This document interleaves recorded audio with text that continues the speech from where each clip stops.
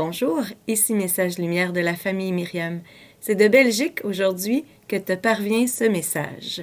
Et je suis heureuse, ma petite sœur Sophie, de le partager avec toi. J'ai eu beaucoup de joie à prier cet évangile aujourd'hui et j'ai hâte de te partager mes découvertes, et les découvertes de l'Esprit Saint surtout.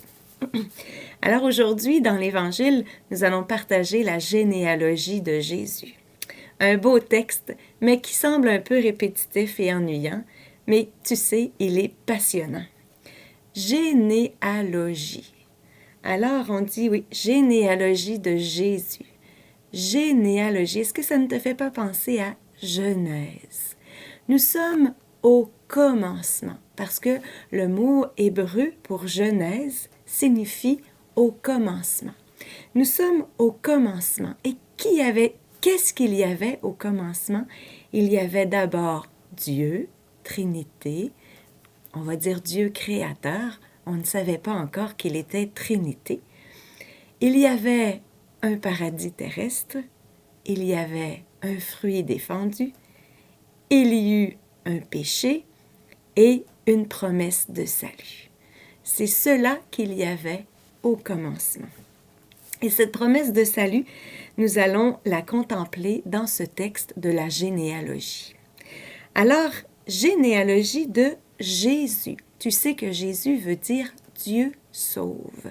La promesse de salut, elle s'accomplit en Jésus. C'est Jésus qui l'accomplit lui-même parce que il est Christ. Il a reçu l'onction de l'Esprit Saint. N'est-ce pas que nous sommes dans la Trinité? Généalogie, au début où il y avait Dieu créateur, de Jésus, Dieu sauve en son Fils qui a reçu l'onction de l'Esprit Saint. Déjà, le mystère de la Trinité est annoncé. Et aussi, Messie, ça veut dire Christ. Et on dit qu'il est fils de David. Il est roi.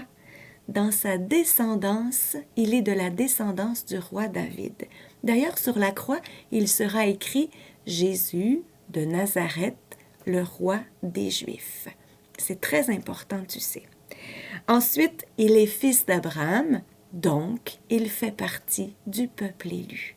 C'est la promesse que Dieu avait faite à son peuple d'envoyer un sauveur qui s'accomplit. Le nom de Jésus figure au début et à la fin de la généalogie, car le Christ englobe tous les temps. Il récapitule toutes choses. Jésus l'a dit dans Saint Jean, au chapitre 8, au verset 56, « D'ailleurs, Abraham a vu mon jour, et il fut dans la joie. » C'est déjà la promesse d'Abraham, ce que Dieu avait promis à Abraham, une descendance nombreuse.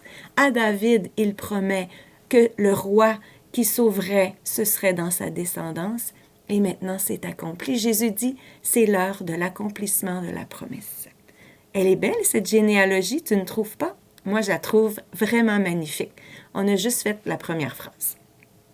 5 femmes figurent dans cette généalogie. Non à cause de leur pureté des mœurs, on sait bien que Tamar et Rahab se sont prostituées, mais parce qu'elles ont agi selon leur cœur et en fidélité à la promesse de Dieu. Elles y ont cru. Je pense que ça peut nous encourager dans nos pauvretés. Dieu regarde le cœur. Dieu regarde non pas les apparences.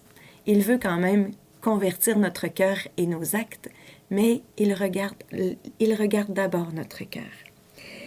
Ensuite, Ruth était une étrangère, et on rappelle bien dans ce texte qu'il y a la femme d'Urias. La pauvre n'est pas Bethsabée, mais la femme d'Urias. Alors, ça nous rappelle un peu un petit quelque chose d'adultère. Et à la fin, il y a Marie, de laquelle fut engendré Jésus. Après toute cette généalogie masculine qui aboutit à Joseph, on nous dit que Jésus fut engendré de Marie. C'est elle qui a fait naître le Christ.